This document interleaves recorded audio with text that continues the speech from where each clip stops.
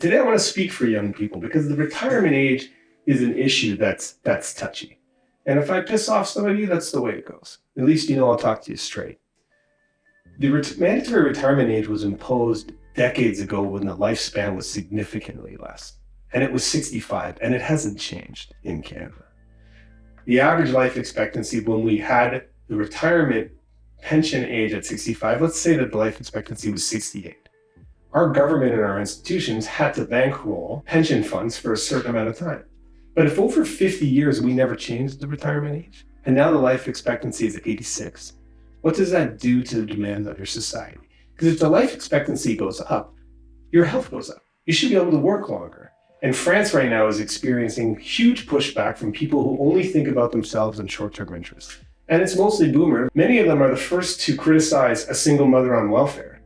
But will die on their sword saying they're entitled to annual salaries from 65 until 90, right? Even if it hurts society. And the problem is why we can't change it is with 4-year election cycles, they represent such a significant block of voting that if we establish, hey, we need to change the retirement age to 68 or to 70 to reflect the extended life expectancy, they'll lose the election. But how do you build a country? How do you protect your country's coffers if you can't do what's right?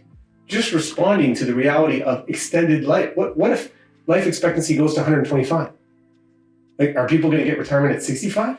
Because they feel like they should be able to have 40 years where they're still healthy and get paid? No. How do we make the right decision? And what I'm going to say to the boomers who are not part of the great generation, the ones who sacrificed during the wars, who lived through the Depression, who really built the company. These boomers are the ones who benefited from the post-World War II, the boom that happened in North America.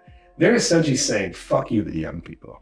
I want my pension because I was told. And not everybody gets it, right? Some people who are business owners don't get the same pensions that other government workers do, but they're not willing to sacrifice because they didn't save, right? They're happy to empty all of the money out of the treasury so that they can get their pension at the expense of the next generation that needs money invested in them. And I ask you, before you come and attack me, if this was any other type of circumstance, where would you fall on this decision? If it didn't affect your pocketbook, what do you think the right answer would be?